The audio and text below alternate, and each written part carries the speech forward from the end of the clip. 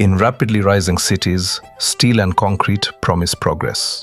They signal growth, ambition, and economic momentum, but sometimes they fail.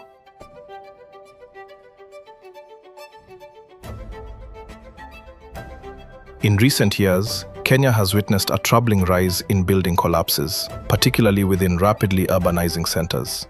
Many of these incidents have occurred during construction, resulting in loss of life, serious injury, and extensive property damage.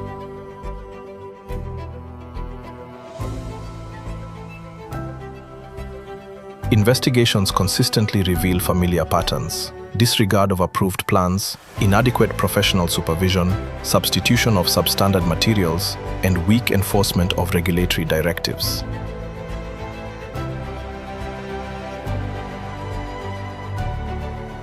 The issue is not the absence of law. Kenya has a regulatory framework that governs construction. Building designs are required to be prepared by registered architects and engineers. Contractors operate under the National Construction Authority regime. Occupational safety obligations are embedded within statutory frameworks. On paper, the system appears structured and comprehensive. Yet the recurrence of structural failures suggests that the core weakness lies elsewhere.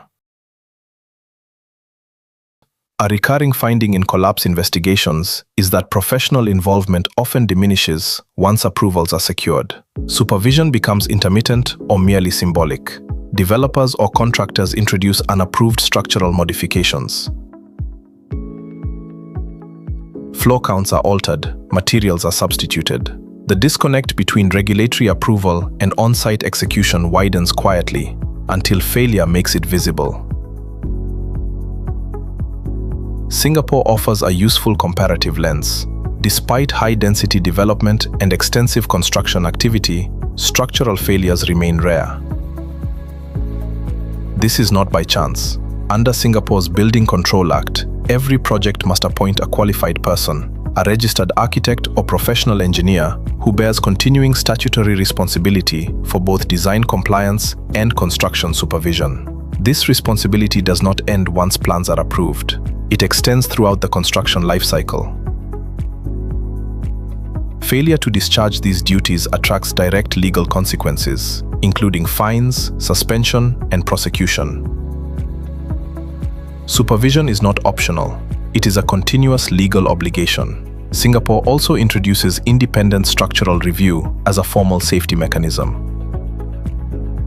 Major developments must undergo assessment by accredited checkers who operate independently from the project team. These specialists scrutinize structural calculations and certify compliance with safety standards. The system introduces technical redundancy and reduces reliance on single points of professional judgment. By contrast, Kenya does not impose a universal statutory requirement for independent second-level scrutiny of complex structural designs. As a result, design deficiencies or load miscalculations may escape detection until construction is underway or structural failure occurs. Another structural difference lies in the regulation of developers. In Kenya, developers play a central role in construction projects, but are not comprehensively regulated as a distinct class of actors. There is no uniform system for vetting technical competence, financial capacity, or compliance history before undertaking major developments. Commercial pressure can override professional advice. Cost considerations can undermine safety margins. Stop orders may be issued but not consistently enforced. This creates an environment where critical structural decisions may be influenced by commercial discretion rather than regulated professional control. In Singapore, construction activities are inseparably linked to licensed builders and qualified persons who carry statutory responsibilities. Unauthorized works and unsafe deviations attract legal sanctions regardless of who directs them. The framework ensures that structural judgment remains governed by regulated professionals and accountability remains traceable. Enforcement further distinguishes the two systems. In Kenya, a recurring feature of building collapses is the existence of prior warnings, stop work orders, or non-compliance notices.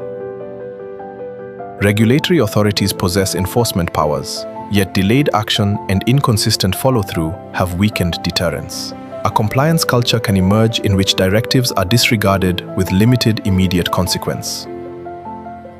In Singapore, failure to comply with stop work orders constitutes a statutory offense. Enforcement actions are routinely pursued against professionals, builders, and contractors. The certainty and visibility of consequences reinforce compliance.